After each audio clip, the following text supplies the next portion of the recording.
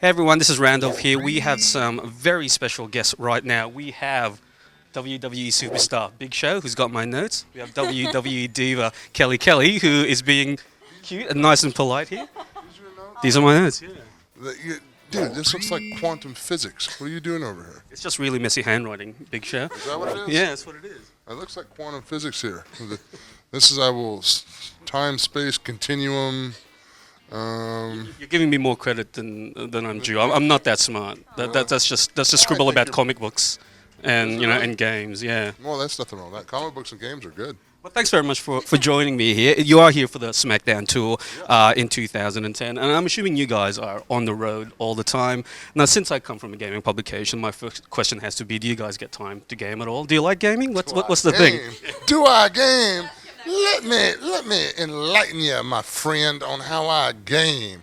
I actually, most of the guys rent cars and drive to the towns. Each town usually is 250 to 300 miles apart. I, in my smart business venture, have leased a tour bus like the rock stars have. And I actually have a bus with 50-inch plasmas and Xboxes on the bus. So I get my gaming in. I have to. Gaming's therapy for me. I'm a first-person shooter guy. If I can, spread some pink mist and some pink love, I'm good. Do you like to take on the other superstars on tours? Is it a personal thing for you? I've had a couple of guys in rooms at home. I've had Kofi join. I've had Hornswoggle join, and my gamer tag says it all. So I'm not gonna say it now because I don't want a bunch of friend invites because I'll have to shoot you in the head because that's just the way I roll. Because I hear Kofi's brings game when it comes to Raw versus SmackDown versus Raw. Is that Raw right? versus SmackDown, Kofi is very, very, very hard to beat. I have a big problem playing a video game like that when I'm on it because I just get mad at myself. Get up, and I press A and press A and press A, and I just lay there. So it drives me nuts. What about you, Kelly? Do you game at all with the other divas on tour? Kelly's got the butt game. I got game. I wish I could say that me and the other divas play video games, but we really don't. She's too cool to do that. Where I'm a giant nerd. I like the video game world. Yes, I'd rather play video games than live. Okay, Big Show. One of the questions I've always wanted to ask you guys: if you game, do you have to play as yourself in Raw versus SmackDown? And Raw versus I'm the Undertaker, flat out. I'm the Undertaker. I remember one time one of the gaming companies or something, they had a Raw versus SmackDown, and they had my hit points at like 72, and they had Chris Jericho at 89, and I threw the book at the guy. Are you kidding me? Chris Jericho, that Lilliputian, he's got more strength points than I do? Not happening. So since then, they've moved my strength points up in the game for fear of my wrath for real. That's the only good thing about being a character in a game. You can get a hold of the gamers and strangle the life out of them and make your character better. I was going to ask that actually. Do you guys have much of a say as to what you guys look like in the final product, your skills and your attributes? Oh, I do. Absolutely. Yeah. I mean, let's not do the anatomically fat Big Show on the game. It's a fantasy game. Just give me a little muscle, little cuts, little abs, a little swagger when I walk. It's good. Let's not do the fat, limping, real-life Big Show. What about you, Kelly? Because you're a relative newcomer to the game scene. You've been in, I think, the last 2 or so now, three, yeah, like. Like 4 now. So what do you think about seeing yourself as a computer image there? It's really cool. Actually, my family asks for games all the time, and they always call me like, "Oh, we're playing you right now." Like my mom, my dad. It's like the weirdest thing. My little sister plays, and I'm like, I wish I could say the same. I need to call them about the part where the Big Show gets to date the divas in the game because, that would be a fantasy part of it because obviously I can't do it in real life. So in a video game, it'd be nice to be like, "Hey, baby, how you doing?" And then, I get, never mind. I'm having a moment. It's okay. Don't worry. Okay, now the SmackDown versus Raw games are obviously, massive sellers. How much do you think they actually, drive new audiences to the TV show and the live shows, or do you think it's the other way around? People discover the TV I shows. think there's a direct correlation between making fans because I know personally speaking that I actually got into golf playing our Arnold Palmer golf, the old Arnold Palmer on the Nintendo. I actually played that so much, I was like, wow, this looks like a lot of fun. And then I actually got into playing golf, the sport itself, for real, because I like the game. So I think a lot of fans, it's quite possible for some fans to play the video game and then see our characters become familiar with our characters. Because let's face it, I mean, our characters on the Raw versus SmackDown are so lifelike, are so real. Our moves, our movements, our mannerisms, the voices are us on the games. I mean, I've spent days in the trailer doing the voices for the interviews and whatnot. So I know the time that we put into it. I think it's absolutely highly possible that we've actually converted wrestler fans that just picked up a game that wanted a great action game and then realized, hey, this is pretty cool. Let's find out more about it. So have you guys come across any of the newcomers to the business yet who came to wrestling via a game first and decided to actually go in the business? I think a lot of our young guys now are gamers. I'm probably the only old fart that still games. I do it for therapy. I have to game. Even my wife knows that, I come home, I have a glass of iced tea, I go in my room and I play my Xbox. So it's part of my therapy.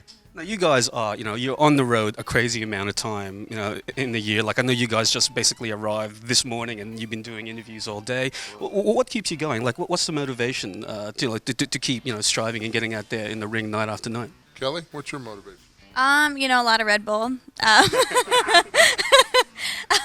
But I mean, on the tours, like definitely looking forward to, seeing the fans and performing for them, is what gets you hyped up. And like hearing the crowd in the back and hearing how they are throughout the night, it just gets you pumped up for your match. So that's what pretty much keeps me going throughout the night.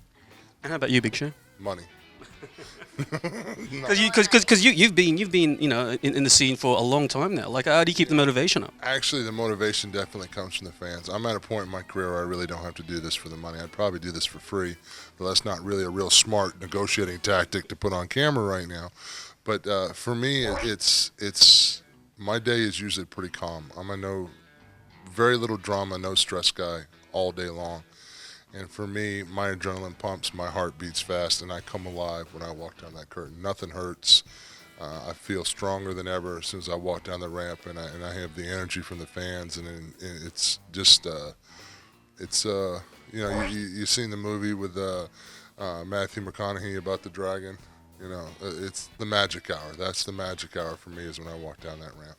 It's a good time. Now, the game this year is all about, I guess, making your own moments. Kelly, I'll start with you. What's your best moment so far in the industry? I've had a lot. I'm trying to think. Probably the first time I ever got to get in the ring, because I know it took about 2 years before they actually let me wrestle one-on-one, so that was pretty, I'd have to say probably, I remember my first match too. It was against Layla on ECW. So, and now we're wrestling each other on Smackdown, which is pretty funny. We came in it together, and just getting to wrestle her, we've basically grown up together and learned and worked off of each other. So I have to say that. And going for the women's championship, that's a big deal too. So haven't gotten that yet, but hopefully soon. That'll be the next moment. Is that right? Yes, that will be the defining moment. Yeah, that'll be my moment. How about you, Big Show? You've wrestled some of the best in the business. Does anything stand out for you particularly? Yeah, there's a lot of moments that stand out. I mean, I've been very fortunate in my career to wrestle and compete against some of the greatest superstars this industry's ever seen, from Hulk Hogan to The Rock to Stone Cold to The Undertaker to Shawn Michaels. But I'll honestly say my personal favorite was winning the WWE Championship and defeating Brock Lesnar in Madison Square Garden. That's you've arrived in this industry when you've performed a main event in Madison Square Garden. That's the epitome, the arena to be in, and that's definitely one that always sticks out in my mind. I'm glad I did that.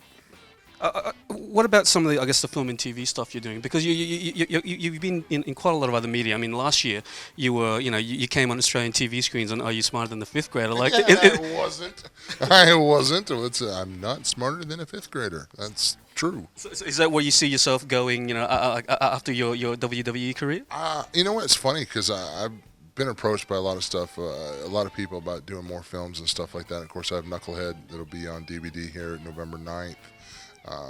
Which was my first feature film as being a star, so to speak. I was the main lead in the movie. My main focus now is to, of course, continue with sports entertainment. Unlike some of my predecessors who have kind of left the industry to move on to either greener pastures or whatever the terminology is, I kind of want to do both. I mean, I really enjoy touring. I really enjoy connecting with the WWE audience, and let's face it, I'm not going to be the next Anthony Hopkins. So if I can, help bring some pretty good movies to the WWE audience and still compete in the ring, then I'm going to do that as long as I can. And then after that's over, I'm going to buy a small island, and I'm not going to let anybody under 5 foot tall on the island. Okay. Just in case it's like a Lilliput and Gulliver thing, I don't want to wake up one day tied to the beach. So. Okay, last question. You guys are here for a SmackDown tour. You're doing Australia. what we're here for?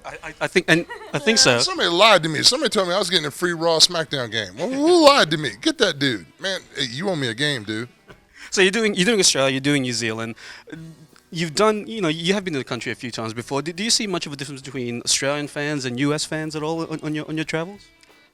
I feel like because we only come here every so often. I feel like they're so excited to see us because they haven't seen us for so long. I mean, in the U.S. we're on tours every week. You know what I mean? So they see us pretty much 3 times a year, or however. You know what I mean?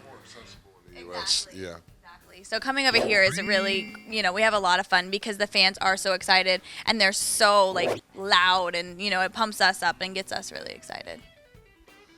Me, I've noticed that the ticket sales among koalas have gone really up. However, I'm a little concerned about the ticket sales among kangaroos. I heard that there was a drop in kangaroo ticket sales. Apparently, I made some disparaging remarks before about kangaroos, and I want to apologize to the kangaroo demographic that if I offended you in any way. Now, this is Australia, man. This is the last of the really wild country left. I mean, Australia is the greatest place in the world where you can sit down and have a nice cold beer and a good steak, and then, drive an hour and you're out in the middle of a place with snakes that'll kill you in 10 seconds and spiders that will kill you in 5. So, this is a pretty awesome country. I think the next time I'm coming to Australia, I'm definitely coming over early and I'm going to see some stuff.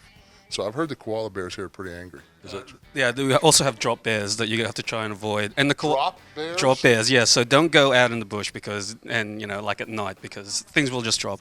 Yeah, it's really dangerous here. Yeah, and That's usually what I tell little people when they stand next to me. Be careful, something might drop on you. And the kangaroo thing, we're in the kangaroo cull season right now, so we're shooting them out at the moment. Oh, yeah. you're shooting the kangaroos? Too many of them. And we need the tickets for people to go to the SmackDown shows. See, and you wonder why the kangaroo demographic's upset. You're shooting the kangaroos. Wow, that's just sad. Well, look, thank you very much, guys, for your time. Thank you very much for completely depressing me. Now I know the kangaroos are getting shot. I'm so happy now. Gee, I'm going to open my window and jump out of it. Thanks. You're a great interviewer. Wow. There you go. I'm depressed. That's massive praise. Big Show said I was a great interviewer, so thank you very much for that, Big Show. It was great. Right. He's not a great interviewer. No, I'm depressed. Look at me. I'm wounded. We'll just edit that last bit out. We'll just cut when Big Show says I'm a great interviewer, right? See, he's got the power of the editing tape. That's true. Thank you very much for your time, Kelly. Thank you very much for having me. And thank you very much, Big Show. Thank you very much, you kangaroo killer.